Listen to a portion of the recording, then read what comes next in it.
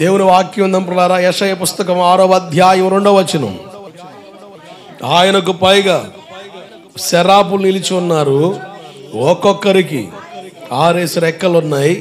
ప్రతివాడు 2 రెక్కలతో ముఖాన్ని, 2 కాళ్ళను కప్పుకొనుచు 2 ఎగురుతా ఉండెను. దేవదూతల గురించిన చక్కని ప్రత్యక్షత, ఒక ప్రకటన యెషయా ప్రవక్త దర్శనంలో చూసి మాట్లాడుతున్నారు. సింహాసనానికి సమీపంగా ఉన్న దూతలకి 6 రెక్కలు ఉన్నాయంట. ఆ 6 రెక్కలతో అవి ఏం చేస్తాయని చెప్తున్నాడు. 2 రెక్కలతో మొఖాన్ని కప్పుకున్నాయి, 2 రెక్కలతో కాళ్ళు కప్పుకున్నాయి, 2 రెక్కలతో ఎగిరి వెళ్ళిపోతా ఉన్నాయని. మొఖాన్ని ఎందుకు కప్పుకున్నాయి? మనం కనబడకూడదు, ఆయన కనబడాలి. కాళ్ళు ఎందుకు కప్పుకున్నాయి? మన ఇష్టం కాదు, దేవుని ఇష్టం జరగాలి. మన ఇష్టం అయితే ఈరోజు వాతావరణం ఎలా ఉంది, సర్లే ఈరోజు కాకపోతే ఇంకో ఆదివారం కుదిరితే పెడతాం, లేకపోతే లేదు. దేవుడు తెలియదే ఉంది. ఇది మన ఇష్టం. దేవుని అభిష్టం ఏంటి? దేవుని సన్నిధిలో అగపడాలి, దేవుని సన్నిధిలో ఉండాలంతే, దేవుని సన్నిధిలో కనపడాలి. దేవుని చిత్తం, దేవుని ఇష్టం, దేవుని ఆలోచన, దేవుని ప్రణాళిక, దేవుని ఒక ఉద్దేశం. నువ్వు ఆశపడగలిగితే నేను ఆయన సన్నిధిలో నిలబడగలిగిన సమర్థుడు ఆయన. ఆయన ఇష్టాన్ని నెరవేర్చగలిగిన సామర్థ్యత ఆయనకు ఉంది. నువ్వు నేను కోరుకోగలిగితే దేవుని చిత్తం చేయాలి అని చెప్తుంది. 2 రెక్కలతో కాళ్ళను కప్పుకొని 2 రెక్కలతో ఎగిరి వెళ్ళిపోతున్నాయి. చెప్పకని చెబుతున్నాయి, ఒక రోజున మనం ఎగిరి వెళ్ళిపోబోతున్నాం. దేవుడికి మహిమ కలుగునుగాక. ఎగిరి వెళ్ళిపోయే అనుభవంలోనికి రావాలి. పరిస్థితులన్నీ తారుమారవుతా ఉన్నాయి. బైబిల్లో రాయబడిన మాట, నోహ కాలం వచ్చిన వర్షం మరి ఎన్నడూ రాదని. అదే తీరులో వర్షం వస్తే మనుష్య జాతి, ఈ భూమి ఉందన్న ప్రతి ఒక్కరూ నశించిపోతాం. దేవుడు నిబంధన చేశాడు. ఇంద్రధనుసుతో దేవుడు ఒక సూచనగా నోవాకు ఇచ్చి చెప్పాడు, ఇటువంటి వర్షం మళ్ళా రాదని. కానీ ఒకేసారి ప్రపంచాన్ని నాశనం చేసే వర్షపాతం రాదు. కానీ వర్షాల వలన, వరదల వలన తారుమారవుతాయని సంగతులు బైబిల్లో చాలా స్పష్టంగా రాయబడి ఉన్నాయి. ఇవన్నీ కూడా రాకడికి సూచనలు. విజయవాడ మహాపట్నంలో అయితే మెయిన్ రోడ్స్ మీద, బైపాస్ రోడ్స్ మీదే ఇదిగో మొలలోతు నీళ్లు. ఈ మీడియా వాళ్ళు నిలబడి, ఇదిగో అయ్యా ఎవరు బయటికి రాకండి, కార్లు కూడా కొట్టుకుపోయే పరిస్థితులు వస్తున్నాయి అని ప్రచారాలు మనం వింటున్నాం. గుంటూరు పరిస్థితి కూడా అదే.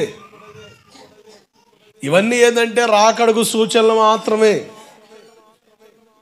రాకడ సూచనలు వేరు, యుగ సమాప్తి సూచనలు వేరు. రాకడ సూచనలు నెరవేర్చబడతా ఉన్నాయి. ఆయన మధ్యాకాశానికి వచ్చి కడబోర శబ్దం వినబడగానే సిద్ధపాటు కలిగిన వాళ్ళు ఎగిరి వెళ్ళిపోతారు. ఎవరు ఎగిరిపోగలరు?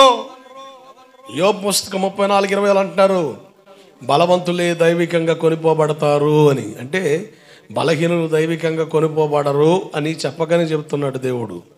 నువ్వు బలహీనంగా ఉన్నావు ఆత్మీయంగా, ఆధ్యాత్మిక పురోగతి నీకు లేదా, ఆత్మ సంబంధమైన దృక్పథం నీకు లేదా, ఆత్మీయంగా బ్రతకాలని ఆశ నీకు లేదా, ఆత్మీయతను చంపుకొని బ్రతుకుతున్నావా, ఆత్మీయతను పాడు చేసుకునే వైఖరి నీ జీవితంలో కనబడుతుంది. నేను అంటాను, నువ్వు బలహీనురాలివే.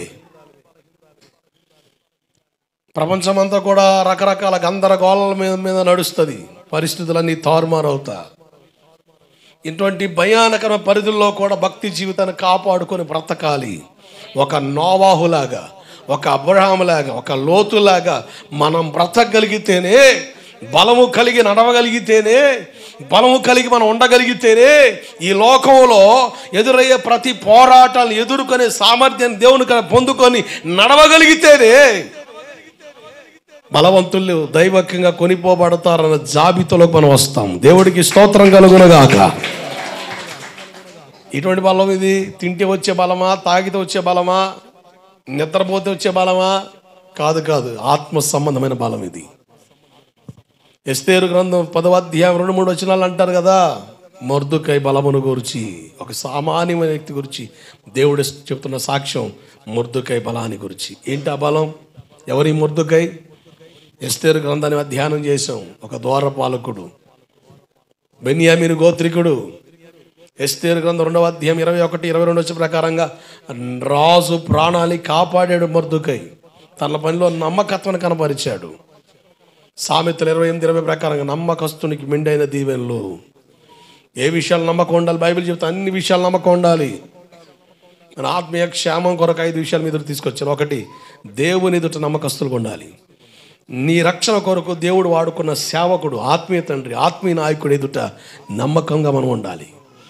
అలా రక్షించిన మనల్ని దేవుడు గాల్లో వదిలేయలేదు. ఒక సహవాసానికి దేవుడు అప్పగించాడు, ఒక సంఘానికి దేవుడు అప్పగించాడు, ఒక పూట కూలు వాని ఇంటికి అప్పగించాడు. గాయపడిన ఆ వ్యక్తిని సమరయుడు పూటకూలు వాని ఇంటిలో చేర్చినట్లుగా దేవుడిని గాయాలు కట్టి పూటకూల వాని ఇంట్లో చేర్చాడు. అది సంఘం.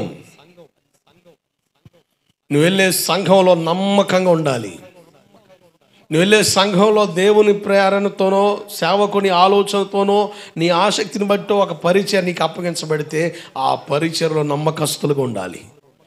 ఈ లోకంలో బ్రతకడానికి దేవుడు డబ్బులు ఇస్తున్నాడు.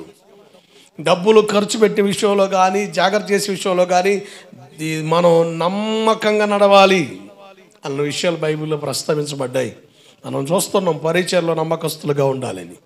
బైబిల్లో భక్త జనం మనకు కనబడుతున్నారు. వాళ్ళు ఎంత నమ్మకస్తులుగా కొనసాగించబడ్డారో. మోషే నాయకత్వంలో అహరోను కనబడ్డాడు. మోషే నాయకత్వంలో యెహోషువ కనబడ్డాడు. ఏలియా నాయకత్వంలో మనకు కనబడ్డాడు. ఎలీషా నాయకత్వంలో గెహాజీని మనం చూస్తున్నాం. క్రొత్త నిబంధనలోకి వస్తే పౌలు దగ్గర ఎందరో బలపరచబడ్డారు, సేవకు తరఫీదు పొందారు, సేవకులు ఉన్నారు. కానీ తిమోతి గురించి అంటాడు పౌలు గారు, నా ప్రియ కుమారుడైన తిమోతి, మై బిలవ్డ్ సన్.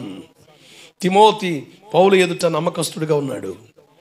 గెహాజీని గురించిన వివరాలు గడిచిన వారు మీకు ఇచ్చాను. ఓ మంచి పరిచారకుడే. గెహాజీని గురించి కొన్ని మంచి విషయాలు గడిచిన వారని చెప్పాను నేను. అతనేం భ్రష్టుడు కాదు. ఒక మంచి ఆలోచన కలిగి ఎలీషా పాస్టర్ గారి దగ్గరికి వచ్చాడు. ఏలియా దగ్గర ఉన్న ఎలీషా ఎంత గొప్ప సేవ చేశాడో, ఎలీషా దగ్గర ఉన్న గెహాజీ ఎంత గొప్ప సేవ చేయాలి, అంతకంటే గొప్ప సేవ చేయాలని ఆశపడి గెహాజీ ఎలీషా దగ్గరికి వచ్చాడు. అయితే విచిత్రం ఏంటి అంటే, గెహాజీ కొన్ని పరిస్థితుల మధ్య సందిగ్ధపడమే కాదు, ప్రలోభించబడమే కాదు, కొన్నిటి చేత ఆకర్షించబడి దేవుని ప్రణాళికలో నుంచి వైదొలిగిపోయిన వైనం, తెల్లని కుష్టును సంపాదించుకొని ఎలీషా ఎదుట నుంచి వెళ్ళిపోయాడు అన్న సంగతి బైబిల్లో మనం చూడగలుగుతున్నాం.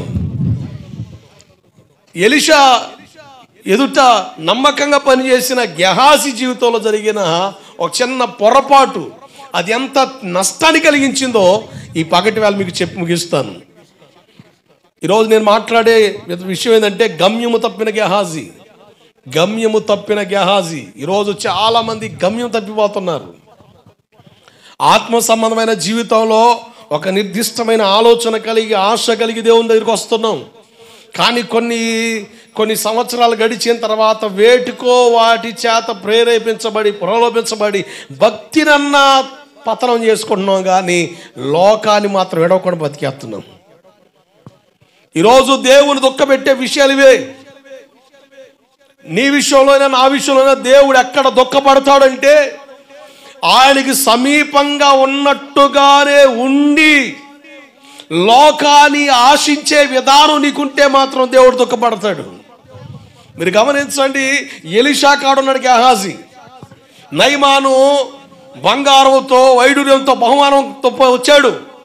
ఎలీషా పాస్టర్ నాకు వద్దంటాడు.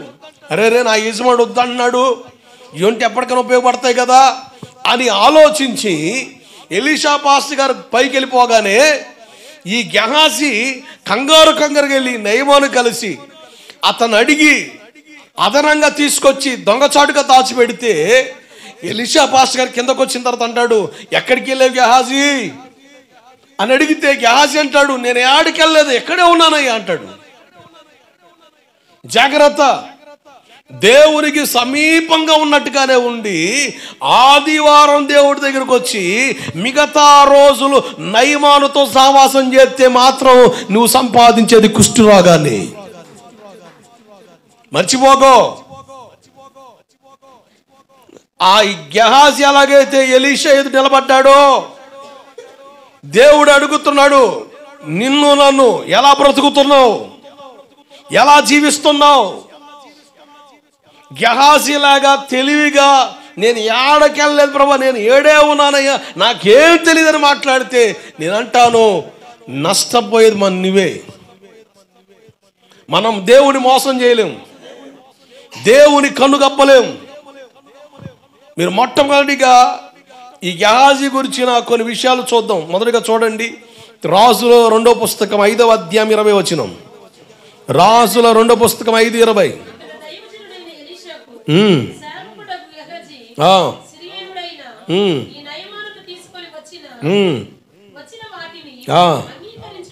అంగీకరించుటకు నా యజమానుడికి మనసు లేదు కానీ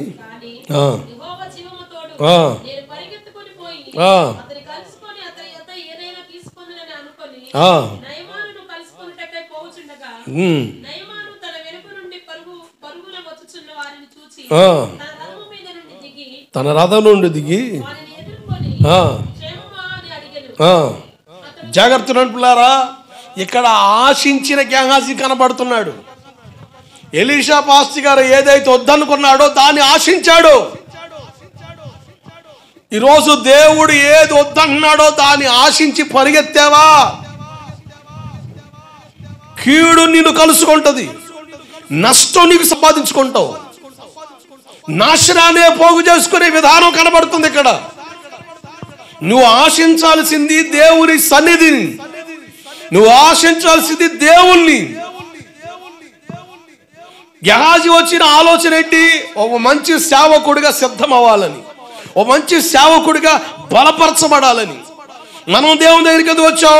మంచిగా బ్రతకాలని, ఆత్మీయంగా ఉండాలని, మంచిగా జీవించాలని, ప్రయోజనకరంగా ఉండాలని, ఆశీర్వాదకరంగా ఉండాలని, జీవితంలో భ్రష్టత్వం ఉండకూడదని వచ్చాం.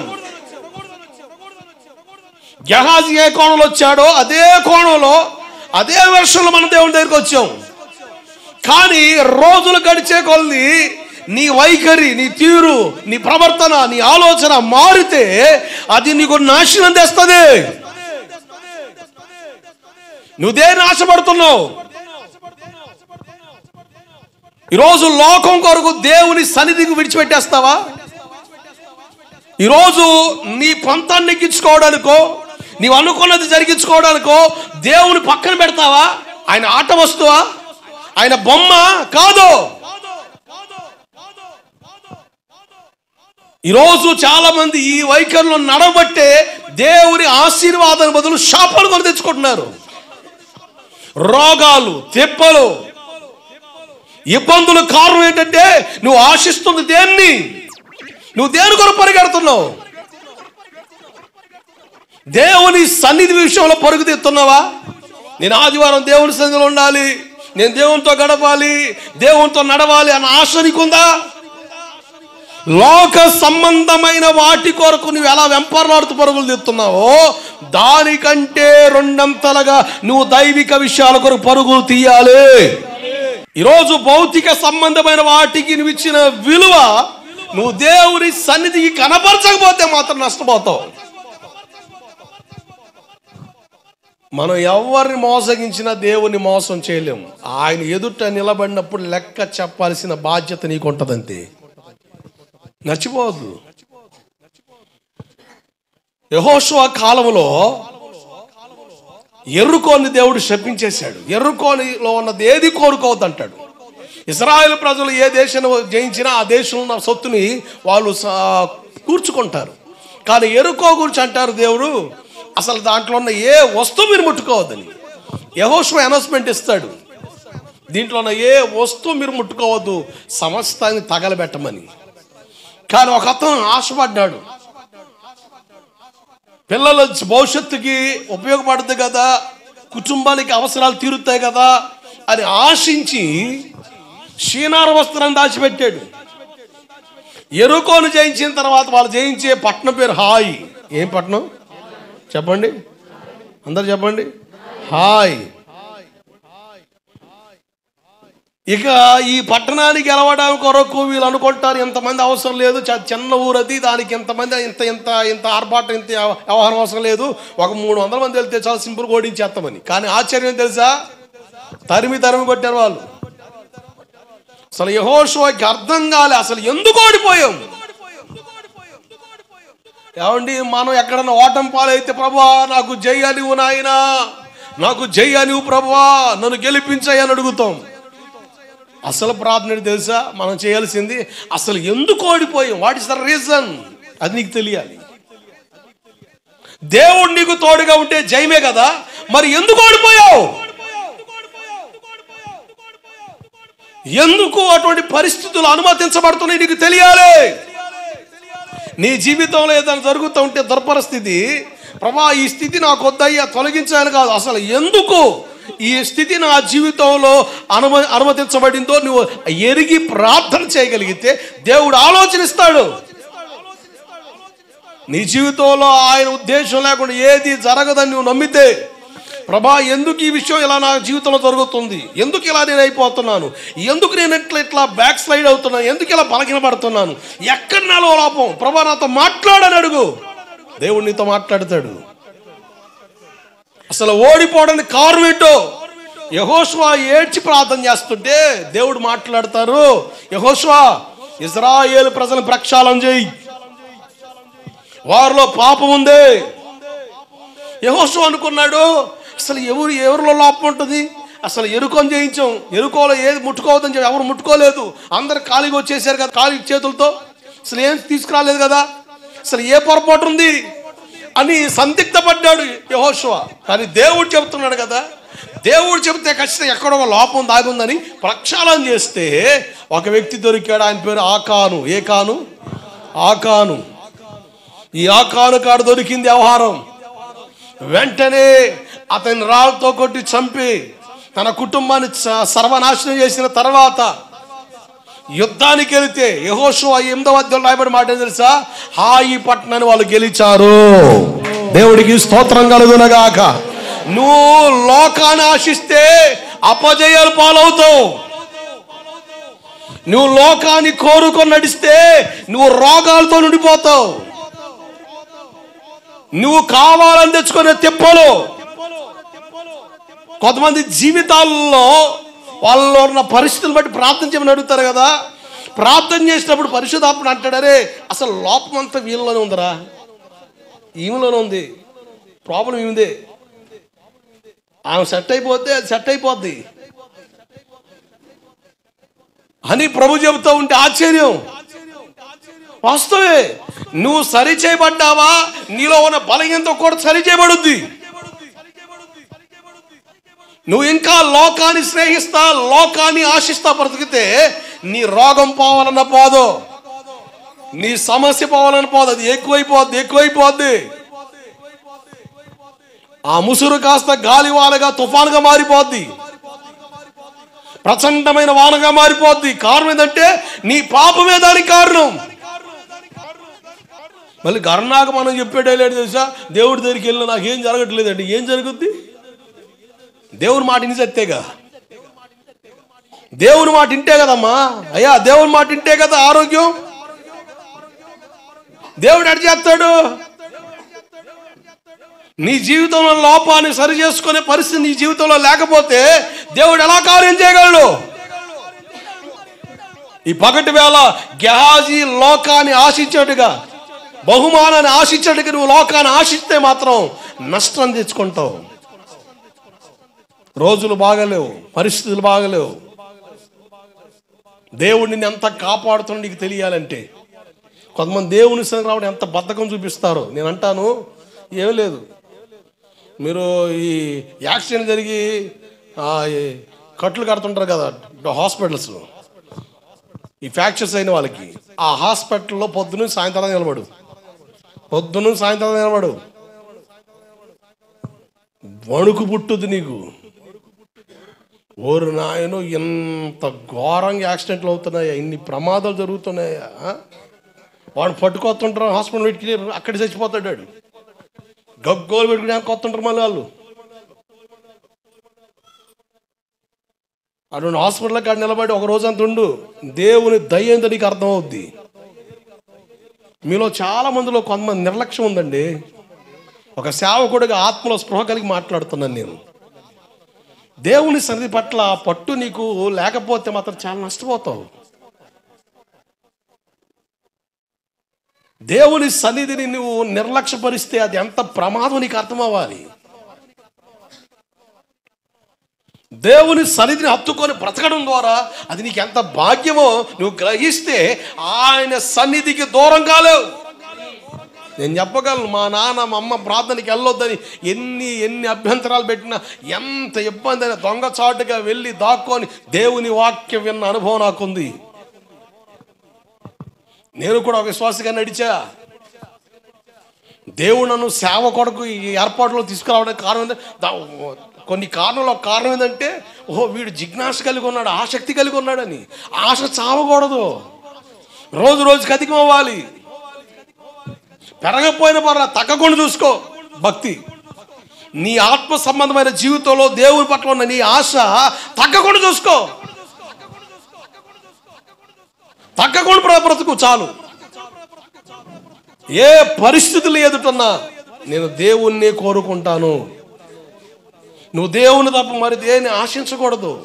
అలా ఆశించే పరిస్థితులు మనకుంటే ఆయన స్వార్థంతో మాట్లాడతలే, మన మేలు కోరి చెబుతున్నాడు.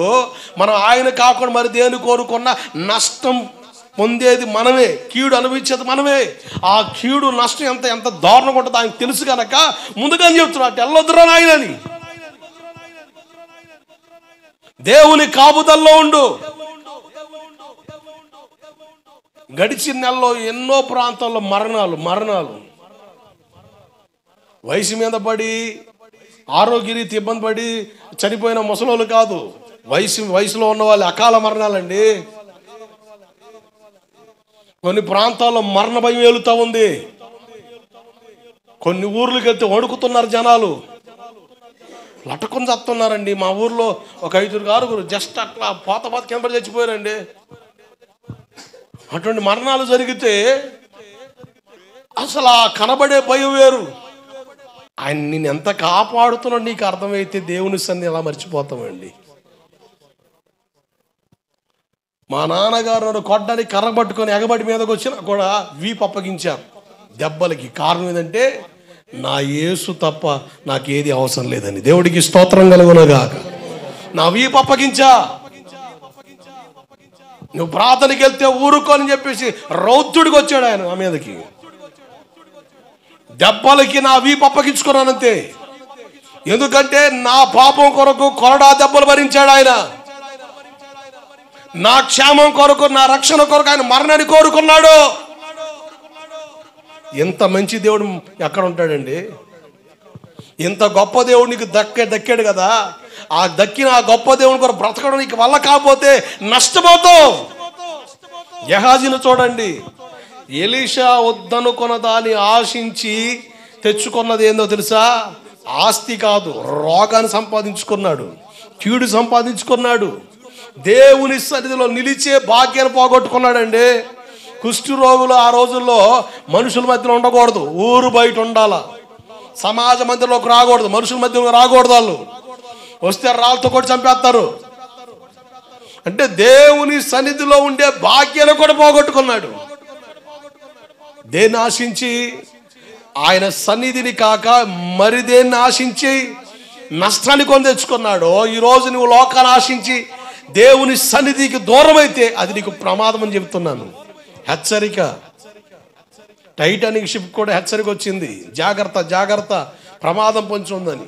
టైటానిక్ తయారు చేసిన జేమ్స్ వాట్ అనే వ్యక్తి ఆ టైటానిక్ షిప్లో ఉన్నాడు.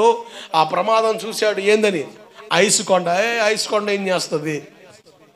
నేను ఈ షిప్ని ఎలా తయారు చేసి నాకు తెలుసు, నేను క్రియేటర్ దీనికి. ఐసు కొండను చూసి పక్క పోతే నవ్వుతారు జనాలు. గుద్దో అన్నాడు అంతే. ఐసు కొండను గొద్దగానే అమాంతంగా సింక్ అయ్యింది.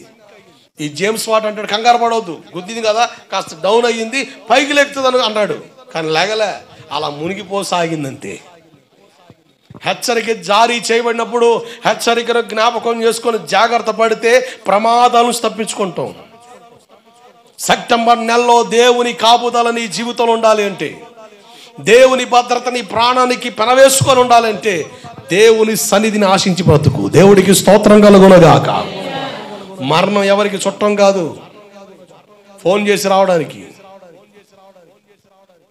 కీడు ఎవరికి తోబుట్టువు కాదు, కబురు చేసి రావడానికి. ఎక్కడ ఏ నష్టం పొంచున్నా నీ ప్రాణం దాంట్లో చిక్కబడకుండా ఆయన కాపాడాలి అంటే గెహాజీలాగా లోకాన్ని ఆశించొద్దు. దేవుడు వద్దనదని కోరుకోవద్దు, ఆయన సన్నిధిని కోరుకో, అది నీకు ఆశీర్వాదం. దేవుడికి స్తోత్రం కలుగునగాక. రెండవ కారణం చూడండి, అదే రాజుల పుస్తకం 5వ అధ్యాయం 21, 22, 23, 24 వచనాలు త్వరగా చదవాలి.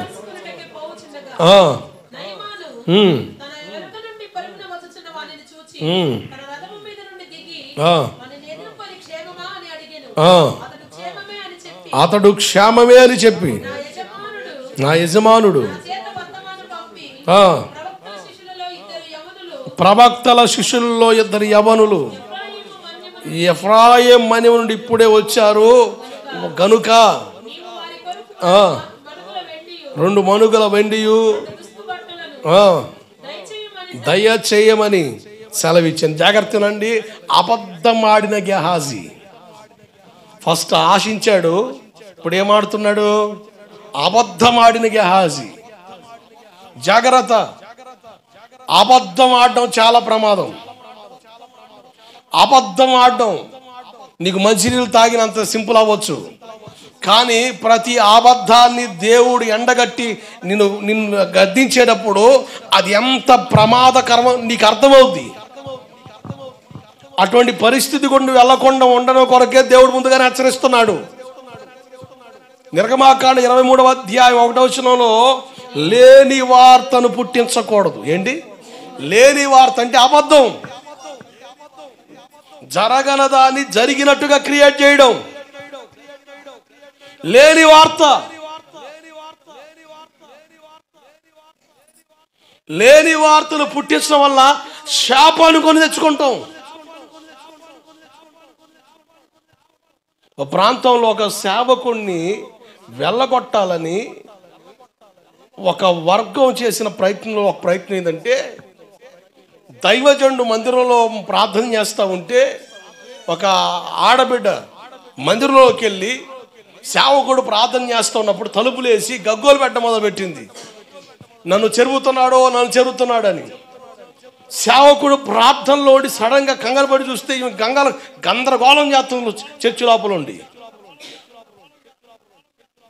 కేవలం వ్యతిరేకంగా ఆలోచించి వ్యతిరేకంగా నడవడానికి ప్రయత్నం చేసిన ప్రయోగాల్లో లేనిదాన్ని పుట్టించాలనుకున్నారు.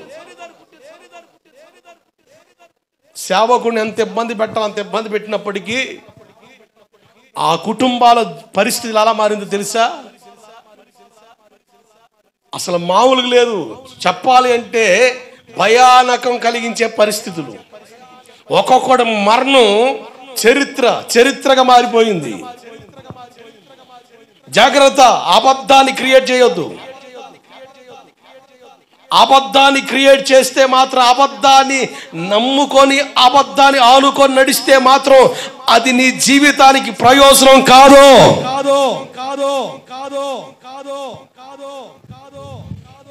నేను ఒక ఊర్లో పరిచర్య చేస్తున్నప్పుడు ఒక అక్కడ వర్గాల గోళ్ళు ఉన్నాయి. వర్గాల గోల మనకి వీటిని పట్టించుకోం.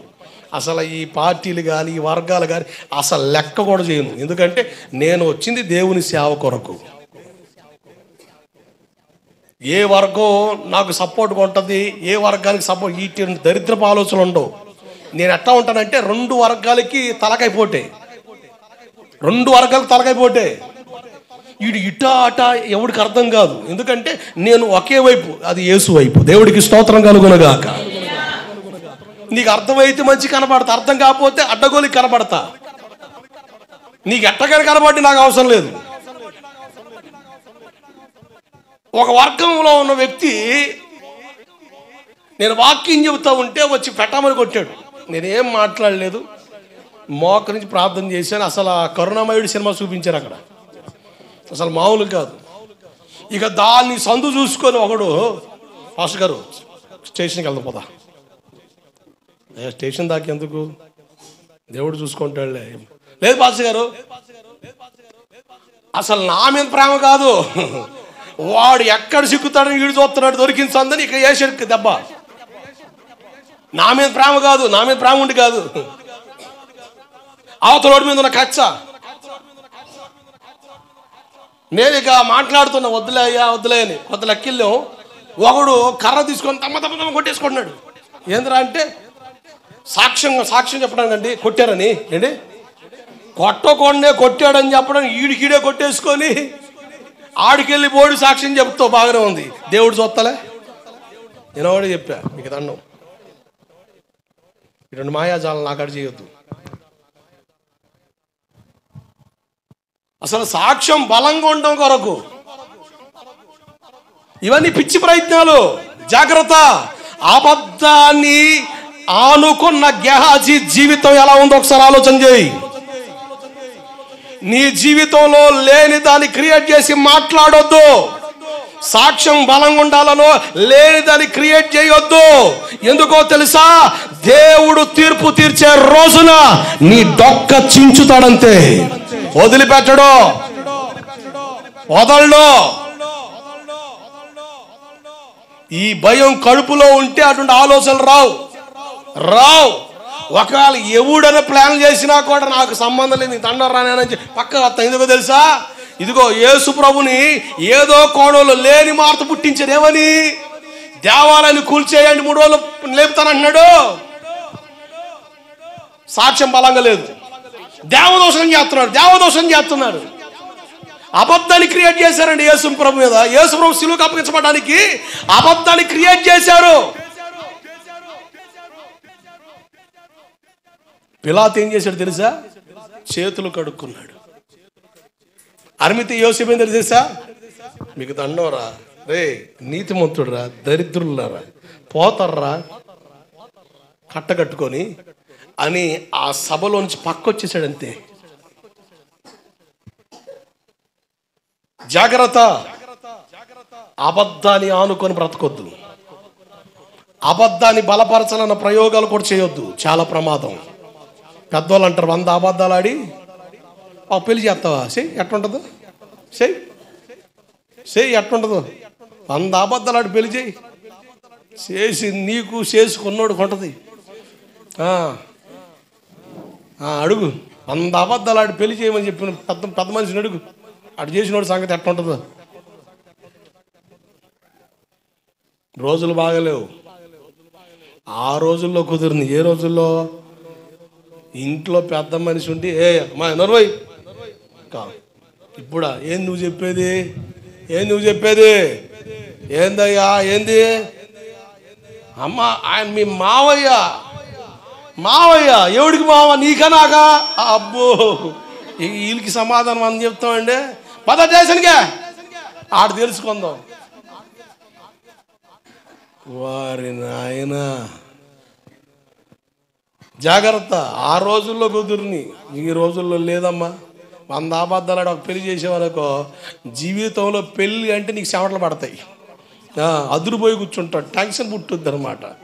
అట్టా ఉన్నాయి పరిస్థితులు. రోజులు మంచిగా లేవు.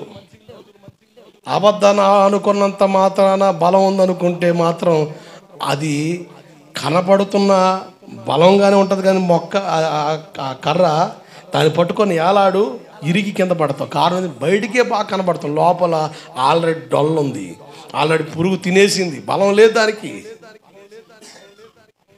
బలహీనమైన వాటిని ఆనుకొని బ్రతకాలని చూస్తే నష్టపోతామండి. దేవుని ఆనుకొని బ్రతికి ఎంత ఆశీర్వాదం. దేవుని ఆనుకొని బ్రతికిన వాడి జీవితం సింహంలాగానే ఉంటుంది. ఒక సింహం ఎలాగైతే ధైర్యంగా బ్రతుకుద్దో అట్లా దేవుని ఆనుకున్న వ్యక్తి బ్రతుకుతాడంతే.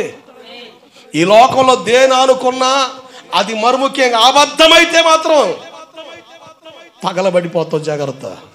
లేని వార్తను పుట్టించొద్దు, లేని దాన్ని క్రియేట్ చేయొద్దు. అబద్ధం అంటే లేని దాన్ని క్రియేట్ చేయడం. అదే నిర్గమాకాండ 23:7 అంటాడు చూడండి. దేవుడు ఏం చెప్తున్నాడు అబద్ధానికి? ఎవరు చెప్పారు ఈ మాట? చార్లెస్ ఫిన్నీ పాస్టరా? ఊర్లో పెద్దవాళ్ళ అధికారులు ఎవరు చెప్పింది? దేవుడు సృష్టికర్త చెప్తున్న అబద్ధానికి దూరంగా ఉండు అంతే. దేవుడు చెప్పాడంటే దానికి రీజన్ ఉంటుంది. అబద్ధానికి దూరంగా ఉండు. బీ అవే ఫ్రమ్ ద లై. అబద్ధానికి దూరంగా ఉండు. నటన జీవితానికి దూరం అయిపో. లేని వార్తను పుట్టించొద్దు. అపోస్తలుడైన పౌలును చంపడానికి అలెగ్జాండర్ అన్న వ్యక్తి లేని వార్తను పుట్టించాడు.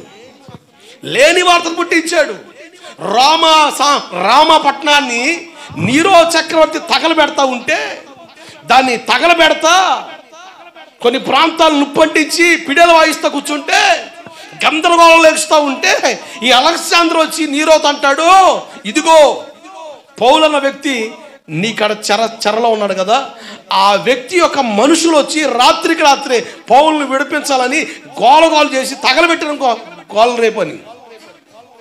ఈ ఐడియా బాగుందని చెప్పి ఆలోచన ప్రకారంగా పౌలు మనుషులు వచ్చి రామాపట్నం తగలబెట్టారని గోల రేపాడు నీరో చక్రవర్తి.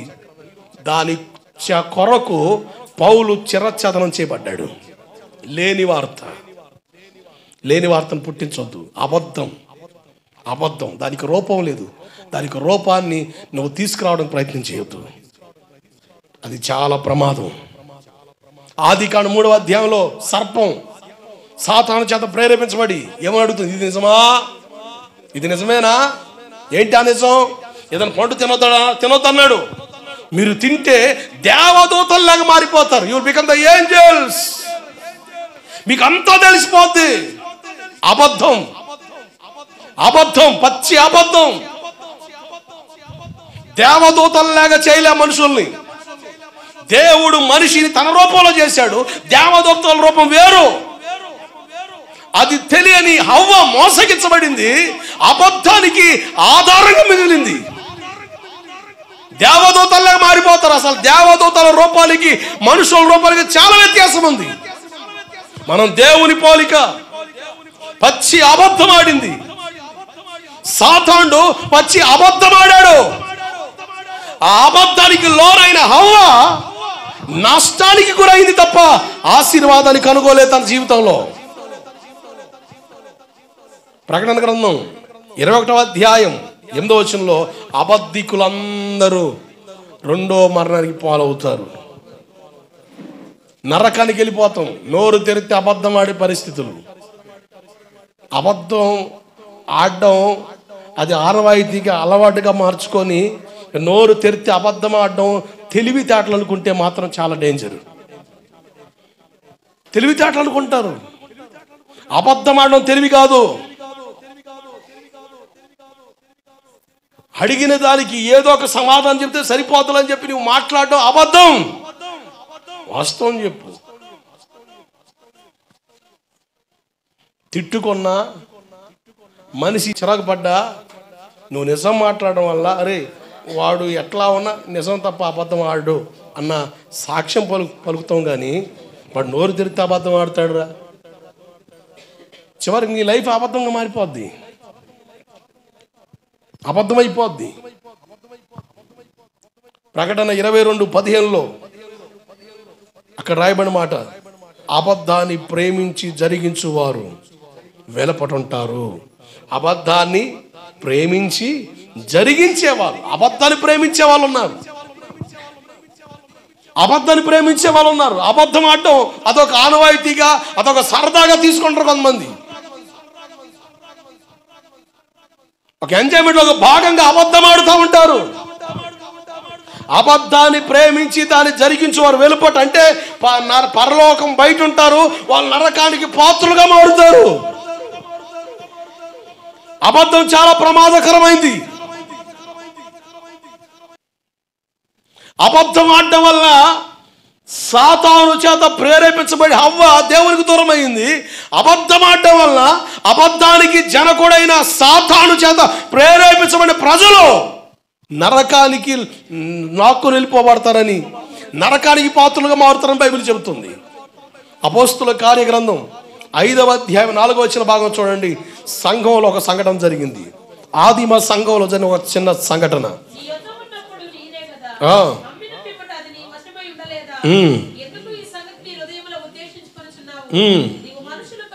నువ్వు మనుషులతో కాదు దేవునితోనే అబద్ధమాడుతున్నావు. సేవకుని ఎదుటికి వచ్చిన అననీయ అన్న వ్యక్తి అబద్ధం మాట్లాడుతున్నాడు. నువ్వు అబద్ధాన్ని క్రియేట్ చేసి మాట్లాడినంత మాత్రాన సేవకుణ్ణి నమ్మించినట్టుగా నమ్మబలుకులు పలకొచ్చామో కానీ ఆకాశమందున దేవుని నమ్మించలేవుగా.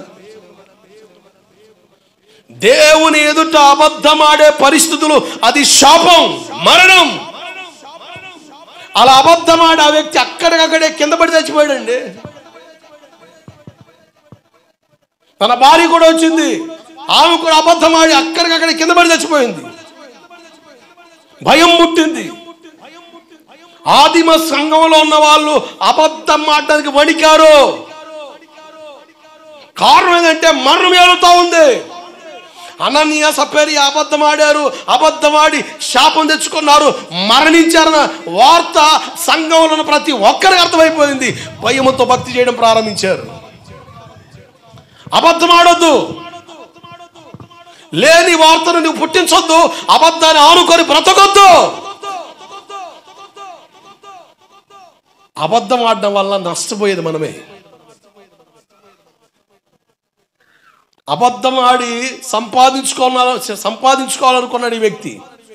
కానీ ఏం సంపాదించుకున్నాడు? ఆస్తిని సంపాదించలే. తెల్లని కుష్టు, నయమాన్ని విడిచిన కుష్టు గెహాజీని పట్టుకుంది. లోకంలో ఉండాల్సిన భయం సంఘం లోపలికి వచ్చే వాళ్ళకి వచ్చేస్తుంది. కారణం ఏంటంటే అది దేవుని భయం కాదు, మరణ భయం, ప్రాణ భయం, రకరకాల భయాలు. సంఘంలో ఉన్న వ్యక్తికి దేవుని భయం ఉండాలి. వెలుపట ఉన్నోడికి రకరకాల భయాలు ఉంటాయి. కానీ సంఘంలోకి వచ్చిన వ్యక్తికి దైవ భయం ఉండాలి, దేవుని భయం ఉండాలి. కానీ సంఘంలోకి వస్తున్న వ్యక్తులకి దేవుని భయం బొత్తిగా నశిస్తుంది, రకరకాల భయాలు ఉంటున్నాయి. నీలో ఏ రకమైన భయం ఉందో నాకు తెలియదు. దేనికి భయపడ్డాది నీకు కీడే, దేనికి భయపడ్డాది నీకు చేటే. భయపడడం వల్ల కూడా నష్టమే, భయపడడం వల్ల కూడా అనారోగ్యమే, భయపడడం వల్ల కూడా నీకు ఇబ్బందే. నేను అంటాను, ఇన్ని రకాల భయాలు నీలో ఉండే కంటే ఒక్క భయం, దేవుని భయం నీకుంటే ఈ భయాలు ఏమి నీలోకి రావు. ఆమేన్. ఒకవేళ మనుషులుగా మనల్ని ప్రేరేపించే పరిస్థితిలోకి వచ్చినా దైవ భయం వాటి నుంచి మనం తప్పిస్తుంది. ఒక్క భయం ఉంటే చాలు, దేవుడి భయం. ఈరోజు దేవుడి భయం బొత్తిగా లేదు కనుక అన్ని భయాలు వచ్చేసినాయి. అన్ని రకాల భయాలు మనుషులు ఏలుతా ఉన్నాయి, ఒక్క దేవుని భయము తప్ప. దేవుని భయం మనలోకి వస్తే మరి ఏ భయం నేను భయపెట్టదు. భవిష్యత్తు భయం నీకుందా? దేవుని భయం కలిగి ఉండు. ఆ భయానికి బయోడేటాగా మారిపోతావు నువ్వు.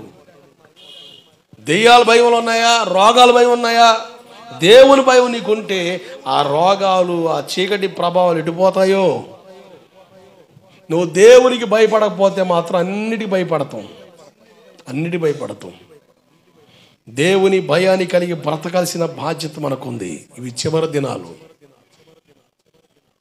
మరణం నిన్ను పలకరించక మునిపే, ఈ లోకం నిన్ను విడిచి నెట్టివేయక మునిపే దేవుని హస్తాల్లో నువ్వు అణిగిమని ఉండేంత ఆశీర్వాదం నీకు అర్థం అవ్వాలి. అది నీకు అర్థం కాకపోతే చాలా ఇబ్బంది పడతావు. ఆశించిన గెహాజీ జీవితం ఎలా మారిందో విన్నాం. రెండోదిగా అబద్ధమాడిన గెహాజీ మనకు కనపడ్డాడు. మూడోదిగా చూడండి, అదే రాజుల 2వ పుస్తకం 5వ అధ్యాయం 25, 26, 27 వచనాలు.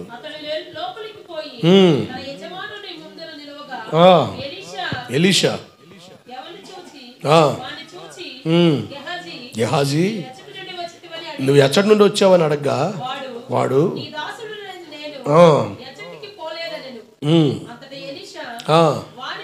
వానితో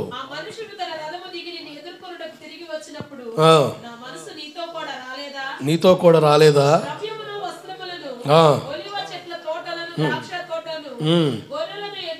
గొర్రెలను ఎడ్లను దాసదాసీలను సంపాదించుకుంటకు ఇది సమయమా? జాగ్రత్త. ఏ సమయం ఇది? ఆత్మ పొందే సమయం, అభిషేకాన్ని పొందే సమయం. అంటే అటువంటి సమయాల్లో ఇతను ఏం చేస్తాడు? సంపాదించుకుంటున్నాడు. దేవుని కొరకు సిద్ధపడవలసిన సమయాల్లో లోకాన్ని వెంబడిస్తా, లోక సంబంధిగా బ్రతుకుతా, ఆస్తులను సమస్తాన్ని పోగేసుకునే విధానంలో నువ్వు ముందుకెళ్ళడం ఇది సమయం కాదు. అంటే ఆ మాట నాకేం బోధిస్తుందంటే అభిషేకాన్ని పోగొట్టుకున్నాడు. గెహాజీ అభిషేకాన్ని పొందుకునే సమయం అది. It's the time to be filled with the Holy Ghost. దేవుని ఆత్మతో నింపబడే టైం అది. ఆ టైంలో గెహాజీ సంపాదన దృష్టి పెట్టాడు. భక్తిని పాడు చేసే సంపాదన నీకు అవసరం లేదు. నీ కుటుంబంలో నెమ్మది రాని స్థితిలోకి తీసుకొచ్చే నీ ఆశీర్వాదం, నీ ఆస్తి ఎవరికి అవసరం లేదు. ఈ సమయం దేవుని కొరకు సిద్ధపడిన టైం ఇది. ఈ సమయంలో అభిషేకాన్ని, దేవుని ఆశీర్వాదాన్ని, దేవుని సన్నిధిని పోగొట్టుకోవద్దు. దుష్టుడు కుయుక్తిపరుడు నిన్ను ఎలా లాగాలో, ఎలా కొట్టాలో కొడతాడంతే. నిన్ను ఎక్కడ కొడితే బ్రేక్ అవుతావో అక్కడే కొడతాడు వాడు. అంతే డేలా పడిపోతావు. ఆశ కలిగిన నీ జీవితంలో నిరాశ ఎందుకు వస్తుంది? ఆసక్తి కలిగి దేవుని కొరకు రగులుతున్న నీవు, ఆశ కలిగి దైవికంగా ఎదగలుగున్న నీ జీవితంలో ఎందుకు వెనకం చేస్తున్నావు? దేనికి సమయం కేటాయిస్తున్నావు నువ్వు? గెహాజీ దేవుని ఆత్మను పొందుకొని సమయాన్ని కేటాయించకుండా ఆస్తిని పోగు చేసుకునే దాని కొరకు సమయాన్ని కేటాయించాడు. అభిషేకాన్ని పోగొట్టుకున్నాడు. ఒకవేళ అభిషేకాన్ని పొందుకొని ఉంటే ఎలీషా కంటే 2 అంతల సేవ గెహాజీ చేసేవాడేమో. దేవుడికి స్తోత్రం కలుగునుగాక. హల్లెలూయా. నేను యేసు ప్రభు 12 మంది శిష్యుల్లో ఇస్కరియోతు యూదా గురించి అలా ఆలోచిస్తూ ఉంటాను. నా మనసు తట్టిన ఆలోచన. పేతురు గారు చిన్న అబద్ధం ఆడుతాడు. ఆయన ఎవరో నాకు తెలియదని ప్రభు చెప్పాడు, మమ్మారు నువ్వు అబద్ధం ఆడుతావయ్యా అని. అలా ఆడిన తర్వాతే కోడి కూసింది. ఆ సంగతి తెలుసుకున్న పేతురు విడిచి పారిపోయి ఆత్మహత్యతనం చేయలేదు. నా బతుకు ఎందుకు, నేను గర్నాగా బడాయిగా చెప్పా, ఎవరు వదిలిపెట్టి నేను వదిలిపెట్టనని. ఇప్పుడు చూస్తే తేడా పడ్డా, నా ముఖం ఎట్ట చూపించేది, నేను ఎట బతికేది అని కంగారు పడి ఇస్కరియోతు యూదాలాగా నూతులోను గోతులోను తోకలని ప్రయత్నాలు చేయలే. పక్కొచ్చి పశ్చాత్తాపడ్డాడని బైబిల్ చెప్తుంది. సంతాపడ్డాడు, కన్నీరు కార్చాడు. అర్థమైపోయింది తన పాపం ఏంటో అర్థమైపోయి ఏడ్చాడు దేవుని దగ్గర. అలా ఏడ్చిన పేతురు ద్వారా ఒక ప్రసంగానికి 3000 మందిని దేవుడు రక్షించాడు. దేవుడికి స్తోత్రం కలుగునగాక. నేను అనుకుంటాను పేతురు గారు ప్రారంభ మాటలేంటి, అయ్యా నేను గనుడిని కాదు, నేను గొప్పోడిని కాదు, యేసు ప్రభు నాకెవరో తెలియదని అబద్ధమాడిన దౌర్భాగ్యుణ్ణి. ఇదే స్టార్టింగ్ వర్డ్స్. అయ్యో నేను దుఃఖపెట్టాను, ఏడుస్తూ ప్రసంగాలు చేశాడు పేతురు గారు. యెరూషలేములో సంఘాన్ని బలపరుచుకుంటా ఒక పెద్దగా నిలబడ్డాడు, మూలస్తంభంగా. ఇస్కరియోతు యూదా యేసు ప్రభుని వెండి నాలుగు అమ్మేశాడు, అప్పగించేశాడు. ఆ విషయం తెలుసుకున్న ఇస్కరియోతు యూదా పేతురు లేక పశ్చాత్తాపడి బ్రతికుంటే నేను అంటాను అపోస్తలుడైన పౌలు ద్వారా జరిగిన సేవ ఇస్కరియోతు యూదా ద్వారా జరిగేదేమో. నేను ఇస్కరియోతు యూదా గురించి ఆ రకంగా ఆలోచిస్తాను. ఈ ఇస్కరియోతు యూదాను అపోస్తలుడు పిలిచింది దేవుడేగా. అంటే దేవుడి ప్రణాళిక ఉంది, సైతాను ప్రణాళిక కూడా ఉంది. నీ జీవితంలో దేవుడు ఎంత ఆలోచించాడో అంతకంటే ఎక్కువగా సైతాను కూడా ఆలోచిస్తాడు. సైతాన్ని నువ్వు సపోర్ట్ చేస్తే నీ జీవితం ఇస్కరియోతు యూదాలా మారిపోద్ది.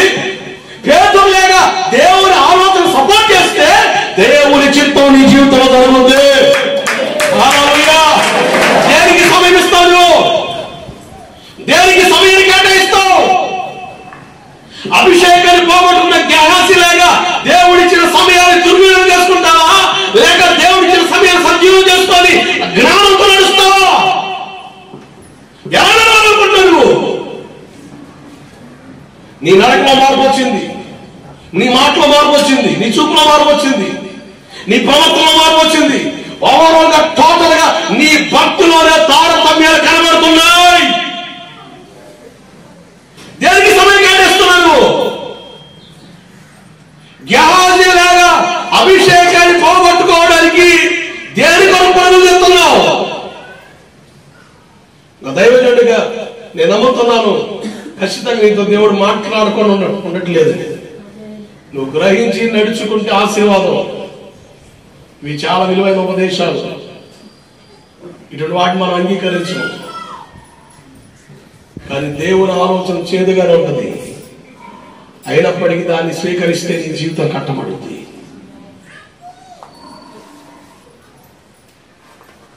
నీ జీవితంలో ఇంకా నిర్లక్ష్యత, అశ్రద్ధ, అనాలోచిత విధానం తొలగకపోతే చాలా ఇబ్బంది పడుతున్నావు. నిన్ను దేవుని మందిరం తరుముకొని రావడానికి దేవుడు పెద్ద లక్ష్యం కాదండి. ఇక్కడ ఉన్న మనల్ని దేవుని సన్నిధిలోకి తరుముకొని రావడానికి పెద్ద లక్ష్యం కాదు. రోగం పెట్టి ఇరిసి నలిపి మంచాన్ని వచ్చాడా, ఇక దేవుడు తప్ప నీకు ఎవడు కనపడదు. డాక్టర్లు చేతులు ఎత్తారా, ఇకంతే లబో దిబో అని ఏడ్చే దేవుడా నువ్వే.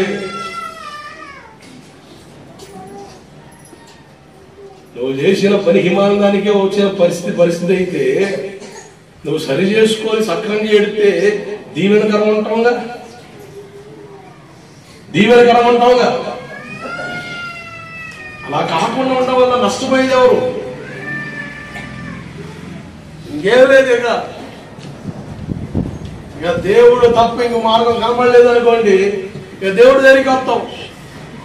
మీరు బైబిల్ చూడండి. అయ్యో కొరాజీనా, అయ్యో బెత్సైదా, మీ మధ్యన చేసిన అద్భుతాలు తూరు సీదోను ప్రాంతాల్లో చేసి వాళ్ళు మారుమనసు పొందేవాళ్ళు, సొదొమ కుమారులు మారుమనసు పొందేవాళ్ళని. అంటే అద్భుతాలు పొందిన వాళ్ళ జీవితాల్లో అద్భుతాలు జరిగేంత వరకే చూస్తున్నాగా చాలా మందిని. మీ మధ్యలో 15 సంవత్సరాలు చూస్తున్నా కదా, చాలా మందిని చూస్తున్నాగా నేను.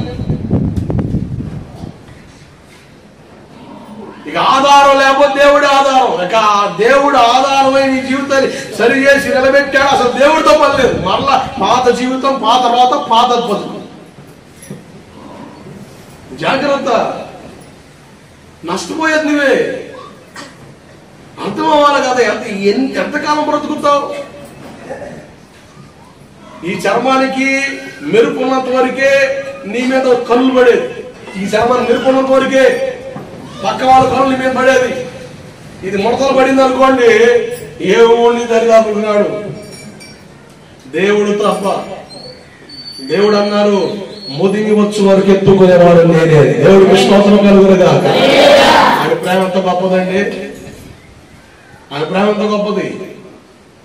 ఈ చర్మానికి మెరుపున్నంత వరకే మురిసిపోయేది, ఆకర్షించబడేది. ఈ మెరుపు పోయింది అనుకోండి, ముడతలు పడ్డారు, ఇక్కడ ఏ ఊడు పట్టించుకోడు, ఏ ఊడు చూడటం.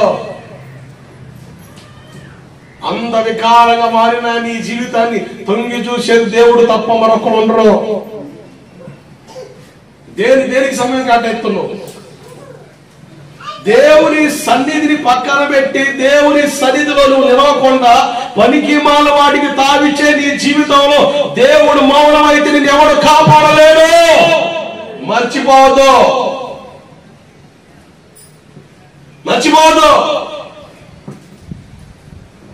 ఇప్పుడు ఆధారం చేసుకున్న ఏదున్నా దేవుడు సవాల్ చేస్తున్నాడు, తీసుకొచ్చి మొదలుపెట్టు.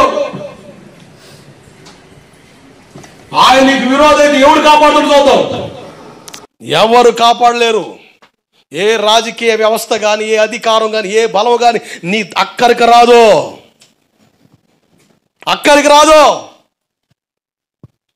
దేవుని పక్కన పెట్టే ఏ పరిధి నీ ఎదుటికి రాకూడదని నేను కోరుకునేది. ఒక దైవజనుడిగా నీ మేలు కోరి చెబుతున్నాను, నీ క్షేమం కోరి చెబుతున్నాను. నీకు దేవుని ఆనుకొని పరిధుల్లో నుంచి లాక్కెళ్ళిపోయే ఏ దరిద్రం నీ ఎదుటున్నది అంటాను, సవాల్ చేస్తున్నా. దేవుడు నీకు విరోధమైతే ఎవడ కాపాడుతాడు చూద్దాం. దేవుడే సవాల్ చేశాడు. ఆ రోజుల్లో మాంత్రికులు ఆధారం చేసుకునేవాళ్ళు. మాంత్రికులు దేవుడు చెప్పాడు, తీసుకురా జ్యోతిష్కులను, నక్షత్ర జాలలను అందరు తీసుకురా, నేను చేయాలనుకున్న కీడు నీకు రాకుండా ఎవడు అడ్డుకుంటాడు చూద్దాం. No men can stop. ఎవరు ఆపలేరు. దేవుడు ఇచ్చిన సమయాన్ని సద్వినియోగం చేసుకో. దేవుడు ప్రేమించి ఇచ్చిన సమయాన్ని సద్వినియోగం చేసుకో. సిద్ధపడు. దేవుని సన్నిధిని తోలనాడొద్దు. పనికి మాలిన వాటి కొరకు దేవుని సన్నిధిని పక్కన పెడితే ప్రతిదీ కూడా రికార్డ్ చేస్తున్నాడు. జాగ్రత్త. మాకు ఏ సాకై నువ్వు చెప్పొచ్చు, కానీ దేవుడి దగ్గర పనికిరాదుగా. నువ్వు నాకు చెప్పిన సాకు దేవుడి దగ్గర చెప్పు, రికార్డెడ్గా చూపిస్తాడు రీలు. నువ్వు చెప్పలేవు. వల్ల కాదు. ఆయన సర్వాంతర్యామి. నేను నీ మేలు కోరి చెప్తున్నాను. దేవుని సమయాన్ని దేవునికి కేటాయించి దేవునితో కట్టబడి బ్రతుకు. నువ్వు ఈ లోకాన్ని ఎప్పుడు విడిచి నేను అంటాను, నువ్వు ధైర్యంగా నిత్య రాజ్యంలో ఉంటావంతే. దేవుడికి మహిమ కలుగునుగాక. రాజుల 2వ పుస్తకం 5:27 చివరిగా చదవండి, ముగిస్తాను. రాజుల 2వ పుస్తకం 5:27. కలిగిన కుష్టు నీకును జాగ్రత్త. ఆరోగ్యాన్ని పోగొట్టుకున్న గెహాజీ, మొత్తం ఆమెదే ఆశించిన గెహాజీ, అబద్ధమాడిన గెహాజీ, అభిషేకాన్ని పోగొట్టుకున్న గెహాజీ, ఆరోగ్యాన్ని పోగొట్టుకున్న గెహాజీ. ఆరోగ్యాన్ని పోగొట్టుకున్నాడు. నేను అంటాను, దేవుని మాటే నీకు ఆ బలం, నీకు ఆరోగ్యం. దేవుని మాటే.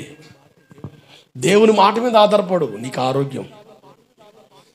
నీ అనారోగ్య పరిస్థితులను దేవుడు చక్కబెట్టగలడు ఆయన ఒక్క మాట చేత.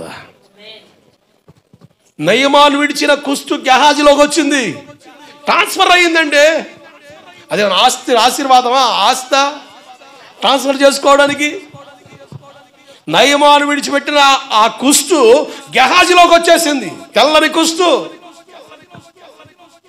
మెల్లగా కుష్టి రోగ్యం మారి ఎలీషా ఎదుటి నుంచి వెళ్ళిపోయాడు గెహాజీ. ఆ పరిస్థితి నీకు రాకూడదు. ఇక్కడ విడిచి ప్రాణాలు విడిచిన ఆయన ఎదుట నిలబడే ధైర్యం మనకు ఉండాలి. ఆమేన్. హల్లెలూయా. ఒక దైవజనుడిగా చేతులు జోడించి చెబుతున్నాను, భక్తిని పాడు చేసుకోవద్దు. ఈ గెహాజీ గురించి మరలా నేను మాట్లాడలేను. ఆయన సమయం ఇచ్చాడు, మాట్లాడాను. గెహాజీ పోగొట్టుకున్న విధానాన్ని గ్రహించిన నీవు నేను జాగ్రత్త పడదాం. రోజులు బాగలేవు, రోజులు అస్సలు బాగలేవు. రికార్డ్ చేసుకో, రోజులు అస్సలు బాగలేవు. మరి ముఖ్యంగా నీకు రోజు అస్సలు బాగలేదు. పరిస్థితులు తారుమారవుతాయి. దేవుడు మౌనమయ్యేటట్టుగా నువ్వు అడుగులేయొద్దు. దేవుడు మౌనమయ్యాడా నీ జీవితంలో ఎవ్వరు నిన్ను బ్రతికించలేరు. పరిస్థితులు తారుమారుగా ఉన్నాయి. ఈ నెల సెప్టెంబర్ నెల, ప్రతి నెల బ్రతుకు జీవుడని బ్రతకాల్సిన పరిస్థితులు. దినదినగండం నూరేళ్ళ ఆయుష్. నేను ఆరోగ్యంగానే ఉన్నా, నాకేం రోగం లేదు అన్న వాళ్ళే పుట్టుకొని చేస్తున్నారు. వైద్యులు కూడా అర్థం కావట్లేదు, ఎందుకు చచ్చిపోయాడు అంటే ఏం అర్థం కావట్లే. శరీరం సహకరిస్తే వైద్యం వేస్తాం, మాకు అర్థం అవుతుంది. శరీరం సహకరిస్తే మేమేం చెప్పేది లేదు. ప్రాణం పోయింది. చాలా డేంజర్ జోన్లో ఉన్న రోజులు ఇవి. దేవుని కొరకు ఆలోచన చేసి బ్రతుకు. గెహాజీ లాగా దేవుని సన్నిధి నుంచి వెళ్ళిపోయినట్టు అనుభవం నీకు ఉండకూడదు. ఈ లోకాన్ని విడిచిన మనం ఆయన సన్నిధిలో యుగాలు నిలబడాలి. దాని కొరకి భక్తి. చాలామంది మిస్ అయ్యారు. కొంతమంది ఏంటంటే చలిగా ఉందిగా, 2వ సెక్షన్కి వెళ్దాంలే. 2వ సెక్షన్ ఇంకా చలిగా ఉంటుందిగా, వానతో ఉంటుందిగా, వచ్చి ఆదివారం వెళ్దాంలే. కానీ నువ్వు ఒక అడుగు ముందలేసి దేవుని దగ్గరికి వచ్చావు. ప్రేమించి దేవుడు మనతో మాట్లాడుతున్నాడు. దేవుని మాటను తోలనాడి బ్రతికే పరిస్థితులు మన జీవితంలో ఉండకుండా జాగ్రత్త పడదాం. మిమ్మల్ని ఏ కీడు అంటకూడదు. ఆయన కృప మాత్రమే ఆవరించాలి. దాని కొరకే ప్రార్థన, దాని కొరకే ఆయన ఎదుట ఒక సేవకుడిగా నేను మీకు నిలబడుతుంది. ఈ నెలంతా కూడా సంఘక్షేమ అభివృద్ధి కూడికలు జరుగుతాయి. సమయానికి వచ్చేసేయండి, సమయాన్ని పాటించండి. ఏ పరిస్థితులు ఎలా ఉన్నా దేవునికి కొంత సమయాన్ని కేటాయించాలి అన్న ఆశ కలిగిన సేవకుడిని. ఓ పాస్టర్ గారు నేను ఫోన్ చేశా, మాట్లాడుతుంటే అయ్యగారు కొంచెం పరిస్థితులు బాగలేవు కదా, కుదిరితే చాలామంది రారండి, అందుకని ఇక ఏముందిలే వచ్చే ఆదివారం చూసుకుందాం అన్నాడు. ఎవరిని వచ్చే ఆదివారం చూసుకునేది ఏంది? సేవకులు మనకి ఆ భారం బాధ్యత లేకపోతే విశ్వాసులకు ఉండదుగా. వచ్చే వారం చూసుకునేది ఏంది? దేవుడు వెసులుబాటు ఇచ్చాడు. వెసులుబాటులో దేవుని అసలు మోకరించి కొంత టైం అయినా, కరోనా టైంలో అట్లా అసలు అవకాశం లేనప్పుడు దొంగచాటుగా కొంత సమయం కనబడలే. దేవుడు ఏదో ఒక మార్గం తెరుస్తాడు. ఆయన సన్నిధిలో నేను ఉండాలి, ఆయన సన్నిధి నాకు కావాలని ఆశపడిన ఏ ప్రాణి ఆయన తోలనాడో ఆయన కృప నిత్యంగా ఏలుద్ది. ఆయన కృప నిత్యంగా ఏలుద్ది. ఆశించిన గెహాజీలాగా ఉండొద్దు, అబద్ధమైన గెహాజీలాగా ఉండొద్దు, అభిషేకాన్ని పోగొట్టుకున్న గెహాజీలాగా ఉండొద్దు, ఆరోగ్యాన్ని పోగొట్టుకున్న గెహాజీలాగా ఉండొద్దు. పోగొట్టుకున్న వాటిని పొందుకొని అనుభవంలోకి వద్దాం, మోకరిద్దాం, ప్రార్థన చేద్దాం. దేవుడి మాటలు దీవించును గాక.